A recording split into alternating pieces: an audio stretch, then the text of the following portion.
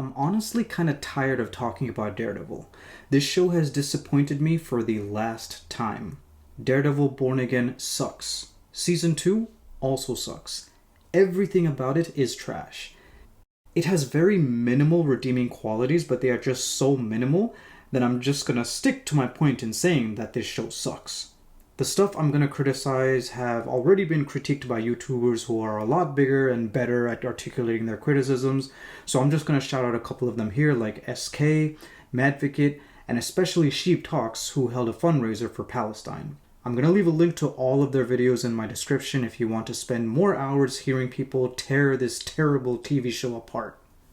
To explain how bad it is, I need to retread some ground with Season 1. And some of this stuff I already talked about in my video about how Born Again ruined the Netflix show, starting with that flashback with Vanessa and Dex. I just cannot get past that. How does the whole FBI corruption scandal, Agent Nadeem, all that, get Kingpin acquitted? How? How does what gets him arrested also get him acquitted? The scene frames it in a way to make it look like this was some sort of legitimate exoneration, not a case of him or Vanessa twisting the system. But not only does this make zero sense in the real world or in the MCU, it violated the deal that Matt made with Fisk at the end of Season 3, which consists of these demands. You will go back to prison, and you will live the rest of your miserable life in a cage, knowing you'll never have Vanessa. That this city rejected you. It beat you. I beat you.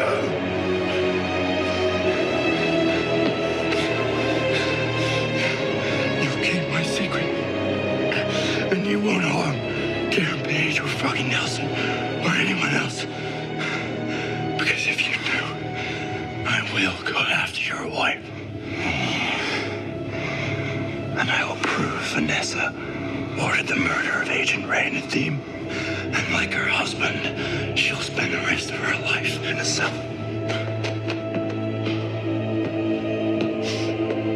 So, to recap, the demands are 1. He goes back to prison for life, 2. Keeps Matt's secret identity a secret, 3. Doesn't hurt anyone, otherwise 4. He exposes damning criminality on Vanessa. And by the time we get to Born Again Season 1, he's already violated 2 of these demands. Thanks to Vanessa's bullshit-ass explanation in the flashback, he's out of prison, so that's violating the first demand. And once he's out, he goes right back to being Kingpin, as we saw in Hawkeye and Echo, violating the third demand. Now, do you remember how stressed out Matt was when Kingpin got out of prison the first time around in the Netflix show? Do you remember the last time that we spoke? You said that for the cost of postage, you could prevent my reunion. And I would have let bygones be bygones. But you didn't just threaten me. You threatened Vanessa. That is something that I cannot forgive. Listen to me very carefully.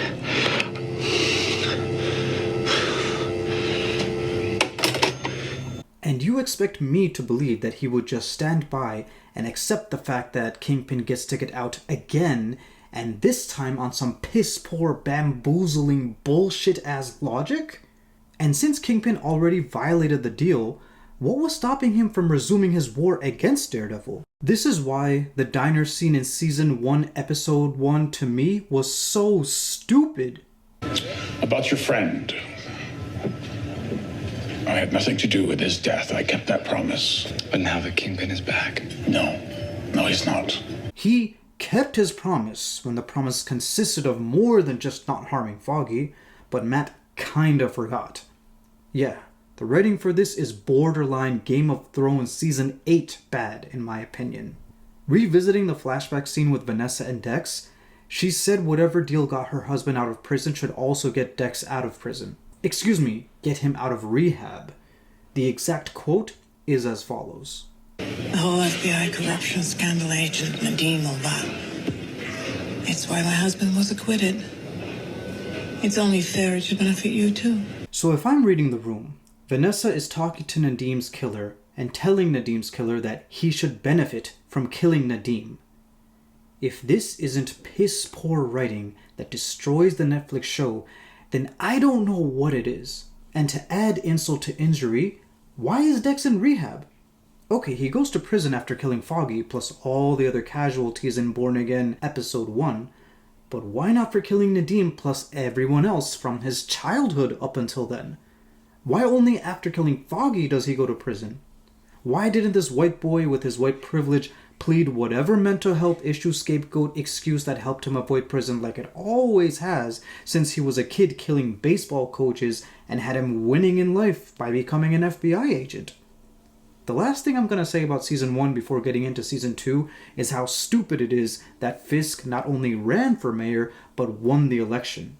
The most common defense I see for this is comparing him to Trump in real life, but this doesn't work. Neither a real-life comparison works, nor does the fictional history in the MCU. Starting off with real life, if you're going to cite that as an excuse for how it makes sense for Fisk to win an election, then you need to make it a one-to-one comparison. Last year, Zoran Mamdani won the election for New York City's mayor, and it was groundbreaking. Whether or not you agree with his policies, everyone who is watching on the news with impartiality can see that he is an actual earnest politician for a change. Wilson Fisk, on the other hand, is most comparable to who his opponent was, Andrew Cuomo, who has at least 3 controversies about him.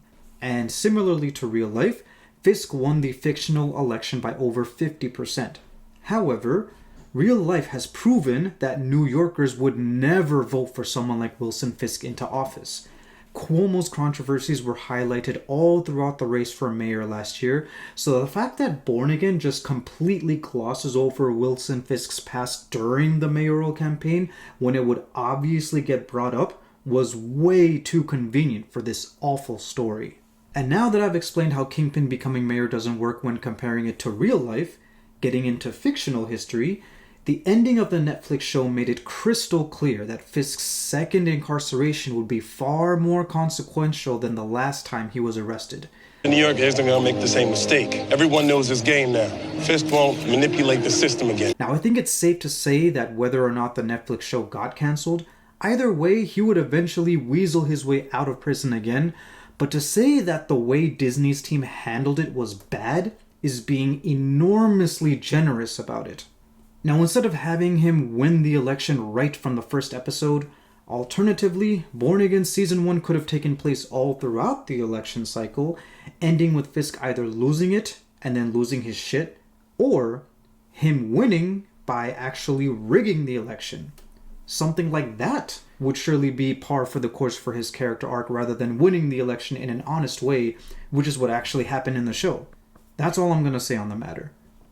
Now, this whole thing with the Anti-Vigilante Task Force also doesn't really fit, in my opinion, because we are in Phase 5 of the MCU.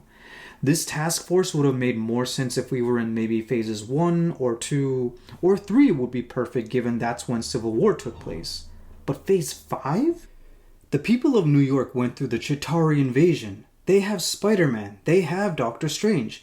They, along with the rest of the world and universe, went through the snap and then the blip. Most recently, they went through a giant void and got the Thunderbolts.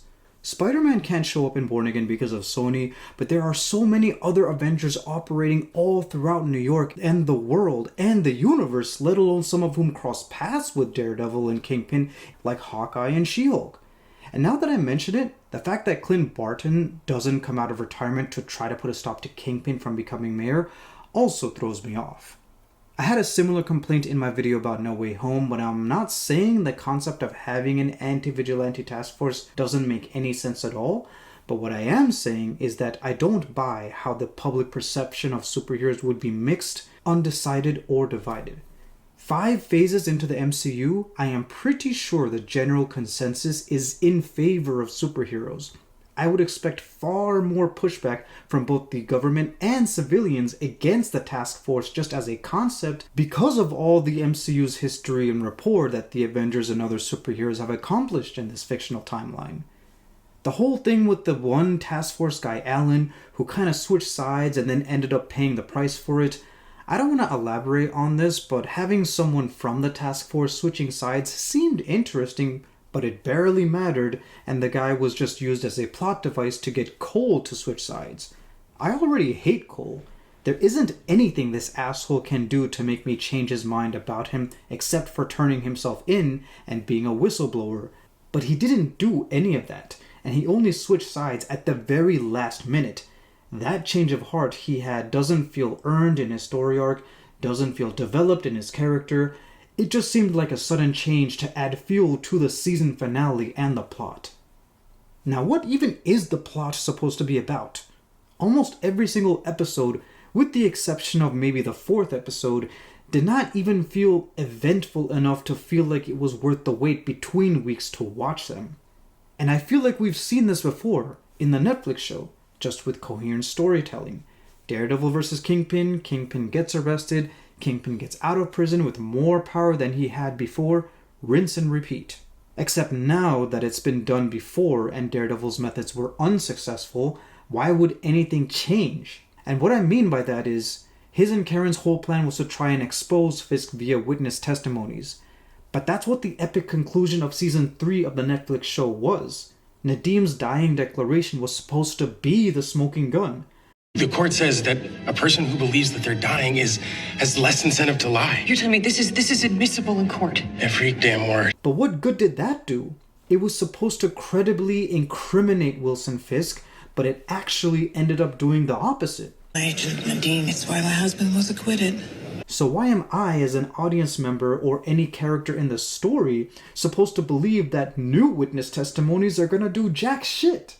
And this whole season was building up to what? This trial against Karen Page? Practically every single trial scene was a kangaroo court, which was just annoying to watch, and if the characters knew that, then seeing them even try felt like a waste of time for them, since they should have known that the judges are already in Kingpin's pocket, and it felt like a waste of time for me as an audience member because every single court scene was the exact same in the task force's favor. All of them except for the final court scene where they pretty much admitted they're a kangaroo court, and that's also where Matt reveals to the court that he's Daredevil, which felt so freaking forced. All because of this boring storyline about a sinking ship and the one person there who could be a witness who is the superhero, and that same superhero who is also the lawyer prosecuting the mayor, and all just to get Karen Page as not guilty. Man, at this point I don't even care what happens to Karen. I didn't even care that Matt and Karen were a couple again. Like, we've been there before, and it ended badly, and I guess we're doing it again, but I don't really care for them as a couple. In fact, if one of the OG characters had to be killed off in the beginning of the show, I think Karen should have been the one to die, not Foggy. One thing about last season to this season that a lot of people theorized, which turned out to be wrong, was that Foggy may secretly still be alive. But he's dead. Which in hindsight makes me feel stupid for even hoping he may have been alive in the first place. But it also retroactively makes season 1 even worse because Foggy never had a funeral scene. Ben Urich had a funeral in season 1, deservingly. Father Lantom got one in season 3, deservingly. Some random police officer got it in Born Again season 1.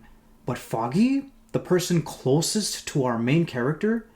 Never mind how the flashback scene was a cringe-ass attempt at connecting Born Again to the Netflix show, but one thing it did do was remind us how Foggy was the heart of the story. So honestly, if it was either him or Karen who had to die in the beginning of Born Again, I feel like it should have been Karen. You can say she's had it coming, she's been dodging death enough times already. I honestly don't think she's a good person, and I don't know what Matt sees in her either. She killed someone when breaking everyone out of the warehouse that the task force was using. They even make it a point to show that Daredevil was aware that she killed someone, making me feel like they're actually gonna bring it up, but they never do. She has this habit of betraying people and just getting away with it. I can think of 2 examples in the Netflix show, one of which was lying to Ben Urich about bringing his wife to a nursing home, only to have that actually be paying a visit to Kingpin's mom, a decision that ultimately led to Ben's death. But that is my mother that you brought into this, Mr. Urich. My mother.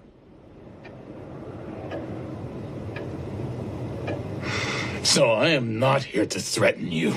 I'm here to kill you. Then when Foggy asked her to back him up during a campaign speech for District Attorney that Blake Tower was hosting, she flaked on him to instead go and bait Kingpin into attacking her after admitting to him that she killed Wesley. This was a decision that ultimately led to the death of Father Lantom.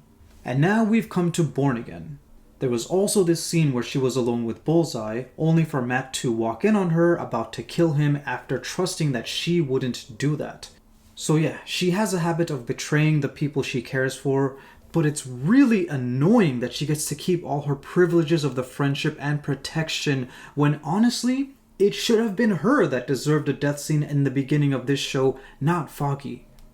This video was originally going to be a lot longer, but I don't want to keep yapping that much even though there's so much more that I could point out about how this show is trash. Like, I was excited for Brett Mahoney to show up, only to see that his character was wasted for like a measly 2 minutes of screen time that has zero impact on the story and zero explanation of where he has been all this time, zero explanation on how he reacted to Foggy's death, zero clarity on when and how he discovered Daredevil's secret identity, if at all. I had things to say about Mr. Charles, about Daniel Blake, about Buck, about BB Urich, about Heather, about Vanessa dying. Hell, I had things to say about Matt Murdock, the main character, but it's just not worth wasting my time and energy on this anymore. The last thing I'll say is that what sealed the deal for me not tuning into Season 3 was confirmation that Finn Jones is reprising his role as Iron Fist, first appearing in Season 3 of this show. I already hated everything to do with his version of the character before, but since they decided to go back in this direction instead of taking the opportunity to pass the mantle down to Colleen Wing as the next Iron Fist, as that's actually how that show ended, this decision to bring Danny Rand back means one less contribution to the viewership of this show. I'm going to quote a comment I saw online that really resonated with me. If it wasn't for my attachment to the Netflix show, I would have dropped the show last season, and I'm seriously questioning if it's even worth my time anymore. And that quote was from while the show was still airing. Now that it's out, yeah, I don't think I'll even waste my time binging Season 3 when all the episodes are out. The fact of the matter is, Daredevil should have been integrated with the rest of the MCU long before Disney Plus took over.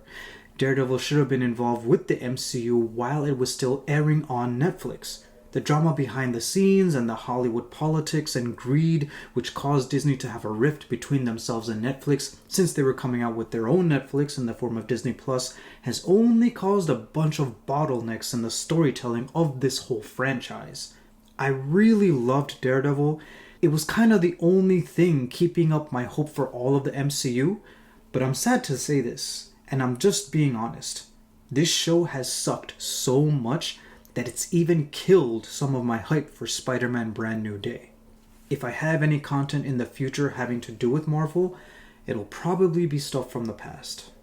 If you decided to stick around and hear me complain about Daredevil Born Again for the last 15 or so minutes, thank you very much. I really appreciate it, even though this was a very negative video.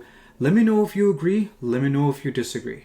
I'm always down to have conversations about this stuff, so yeah, drop a comment and let me know what your thoughts are. And as always, until next time, holla at your boy.